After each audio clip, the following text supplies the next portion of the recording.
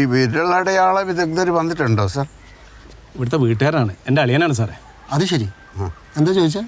വിരലടയാള പരിശോധിക്കുന്ന ആള് അല്ലേ വന്നിട്ടുണ്ട്. എന്താ? അല്ല, ഞങ്ങൾ വീട്ടുകാരുടെ എല്ലാവരുടെയും വിരലടയാളം ആ മുറിയിൽ ഇഷ്ടംപോലെ കാണുമല്ലോ. അതിൻ്റെ ഇടയിൽ നീ കള്ളൻ്റെ വിരലടയാളം മാത്രമായിട്ട് വേർതിരിച്ചെടുക്കാൻ പറ്റുമോ സാർ? എവിടെ ജോലി ചെയ്യുന്നത്? അളിയൻ ഈ ബംഗാളി ബീഹാറി ലേബേഴ്സിനെ സപ്ലൈ ചെയ്യുന്ന ആളാണ് സാറേ. ആണോ? എനിക്ക് മറ്റൊരു കേസിൽപ്പെട്ട ഒരു ബീഹാറിയെ പറ്റി ചില കാര്യങ്ങൾ അറിയാനുണ്ട്. ഒരു മിനിറ്റ് ഒന്ന് വന്നേ. ഞങ്ങളുടെ അവിടെ ബീഹാറികളില്ല, മുഴുവൻ ഒറീസക്കാരാ സാറേ. അത് സാറില്ല, വരൂ.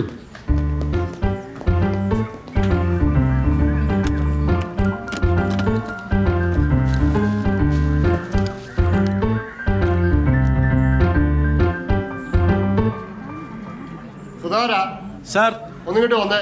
ഇയാളുടെ ഭാര്യ വിളിച്ചോ?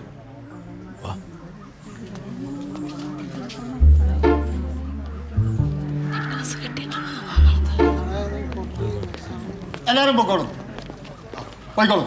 ഇവിടെ മാലൊന്നും മോശം പോയിട്ടില്ല. പോയിക്കോളും. ശരി, പോയിക്കോളും.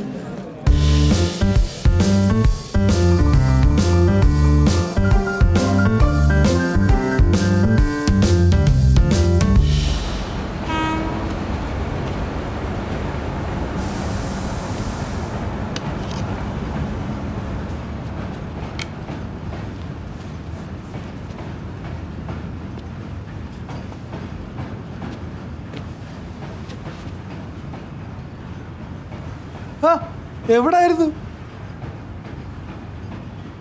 ഇന്ന രജിസ്റ്റർ കല്യാണം, സാക്ഷികൾ ഒപ്പിടണമല്ലോ. ഒന്ന് ഗോപാൽജി ആവാമെന്ന് വിചാരിച്ചിരുന്നത്. കാണാതായപ്പോൾ സലോമി എന്നത് ഏർപ്പാടിയാന്ന് പറഞ്ഞു. ഗോപാൽജി എവിടെയായിരുന്നു? ഒരാളുടെ 16 അടിയന്തരം ഉണ്ടായിരുന്നു, അത് കഴിഞ്ഞിട്ട് വരിക. ഓ, മരിച്ചാര? ബംഗാളിയോ ഒറീസയോ? ഒരു കിഴങ്ങ് മലയാളി.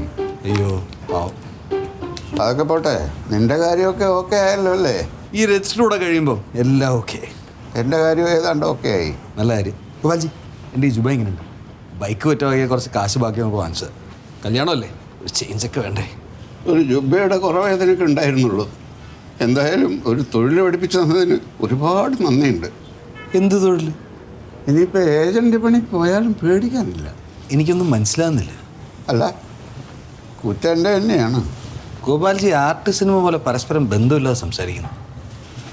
ഭാര്യ, മക്കൾ, അളിയൻ, SI. ഗോപാൽജി, ഇനി ഇന്ന് വൈകും. പോട്ടെ, രജിസ്റ്റർ കഴിഞ്ഞ് കാണാം. Okay, take care.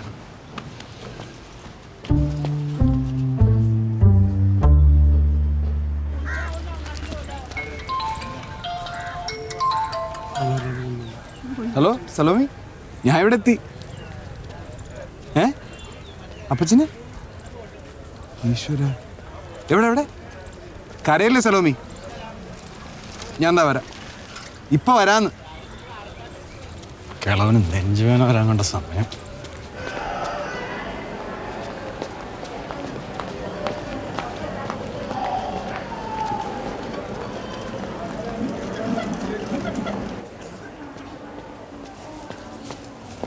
എന്താ നമ്മൾ അപ്പച്ചനെ പറ്റിയേ?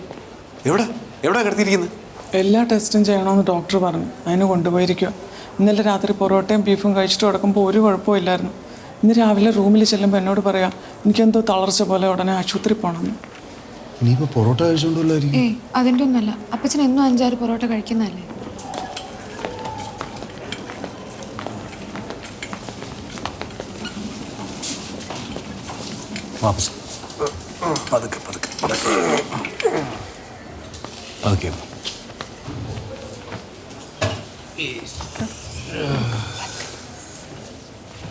COAD ആണോ സിസ്റ്റർ? പേഷ്യൻ്റ് എൻ്റെ അപ്പച്ചന് COAD അല്ലെങ്കിൽ TIA, CCF അങ്ങനെ വല്ലതും ആണോ? ഡോക്ടർ വരുമ്പോൾ ചോദിച്ചോളൂ.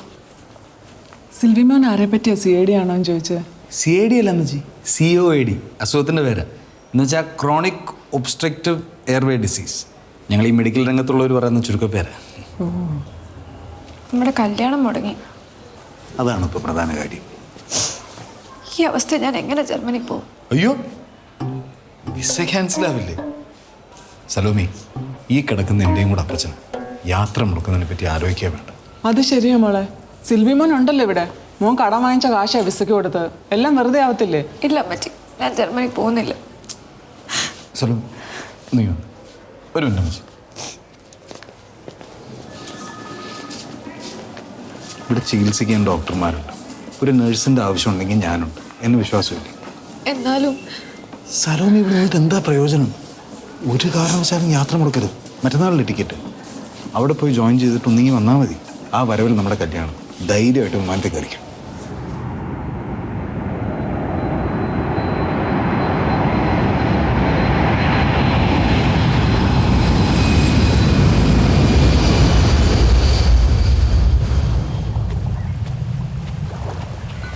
ചെല്ലമ്മളെ, അപ്പച്ചൻ ആശുപത്രി ഡിസ്ചാർജ് ചെയ്തു. ചെയ്തല്ലോ. ഡിസ്ചാർജ് ചെയ്തല്ല മോനെ, ഡോക്ടർമാരുമായിട്ട് വഴക്കിട്ടതാ. ആശുപത്രി കിടന്ന അപ്പച്ചന് മതിയായി, അതാ കാര്യം. ഛേ, അങ്ങനെയൊക്കെ ചെയ്യാൻ പാടുണ്ടോ? ഞാൻ അവിടെ ചെന്നപ്പോഴല്ലേ കാര്യം അറിഞ്ഞത്. ഇപ്പം എങ്ങനെയുണ്ട്? കുഴപ്പമൊന്നുമില്ല, മാസത്തിലൊരിക്കൽ ചെക്കപ്പിന് പോയാൽ മതി. ഇതകത്തേക്ക് വെച്ചേ. അപ്പച്ചന് ഹോർലിക്സും കുറച്ച് ഫ്രൂട്ട്സൊക്കെ. സിൽവിമാൻ ഇരിക്കെ, ചായ എടുക്കാം. അപ്പച്ചൻ ബാത്റൂമിലാ. ആ, നല്ലതായിരുന്നു. സലോമി പോയിട്ട് വിളിച്ചില്ലല്ലോ അമ്മച്ചി. വിളിച്ചില്ലേ? ഇവിടെ അപ്പച്ചനെ ഒരു തവണ വിളിച്ചു. അതെപ്പോഴായിരുന്നു മോളെ? ആ, പോയിട്ട് 4-5 ദിവസം കഴിഞ്ഞിട്ട്. പുതിയ സ്ഥലമല്ലേ, താമസമൊക്കെ ശരിയാവുന്നേ ഉള്ളൂ. പിന്നെ IST വിളിക്കാനുള്ള കാശ് കയ്യിലില്ലല്ലോ, ശമ്പളം കിട്ടണ്ടേ. അല്ല, അവിടെ വേറെയും മലയാളി നഴ്സുമാർ കാണില്ലേ? അവരുടെ ഫോൺ എന്തെങ്കിലും വിളിക്കാമല്ലോ. കഷ്ടകാലത്തിന് ആ ആശുപത്രിയിൽ ഒറ്റ മലയാളി നേഴ്സ് ഇല്ല. ഉടനെ വിളിക്കും. മോനെ വിളിക്കാതിരിക്കും അവള്. മോനിരിക്കും. ഇതാരോടായി നോക്കട്ടെ നോക്കട്ടെ നോക്കട്ടെ. ആരും ഇല്ല.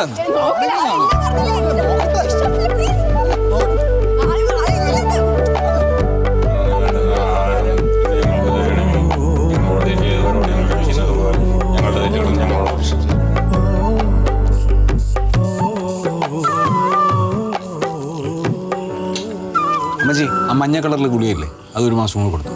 അപ്പച്ചൻ ഈ പപ്പടോ അച്ചാറൊന്നും കഴിക്കണ്ട. ബീഫ് കഴിക്കണോ? പിന്നെ ഇപ്പൊ ബീഫ് കഴിക്കാഞ്ഞിട്ടാ. അപ്പച്ചൻ്റെ ബീഫ് ഞാൻ ഏറ്റു. അറിയല്ലോ.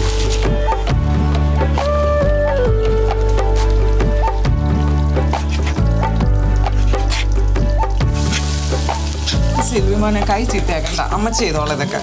ഞാനൊന്ന് പഠിക്കട്ടെ. ജർമ്മനി ചെന്ന് അവളെ സഹായിക്കാൻ ഞാൻ മാത്രമല്ലേ ഉള്ളൂ. ആ ശരിയാ, അല്ലെങ്കിൽ അവർക്ക് ഇതൊന്നും അറിയത്തില്ല. അതൊക്കെ ഞാൻ പഠിപ്പിച്ചോളാം. നീ ഇങ്ങനെ കരയാതെ വെച്ചേ. പെമ്പിള്ളേരായ കുറച്ചൊക്കെ ധൈര്യം വേണം. ഓളെന്തിനാ കരയുന്നത്? ഇവിടെ സ്കൂളിൽ പോകുമ്പോഴും വരുമ്പോഴും ഒരുത്ത ശല്യം ചെയ്യുന്നു. അത്രേ ഉള്ളൂ. അത് നമുക്ക് നാളത്തോടെ ശരിയാക്കാം.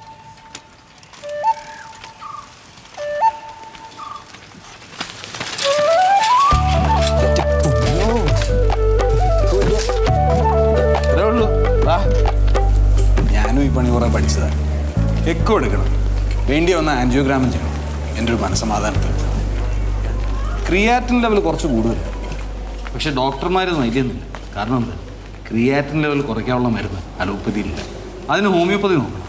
കുറ്റിപ്പുറത്തുള്ള നമ്മുടെ ഒരു ഫ്രണ്ട് ഉണ്ട്, ഡോക്ടർ ഇക്ബാൽ, മിടുക്കന. അപ്പം ചെന്ന് മിണ്ടായിരിക്കുന്നത് ഹാപ്പി അല്ലേ? എന്തു പറ്റി അമ്മച്ചി? ഇത്ര സ്നേഹമുള്ള നിന്നെ മനസ്സിലാക്കാൻ എൻ്റെ മോക്ക് കഴിഞ്ഞില്ലല്ലോ മോനെ. എന്ത്? ഇന്ന് വന്നാ വാട്സപ്പ് ഒന്ന് കാണിച്ചു കൊടുക്കും മോളെ.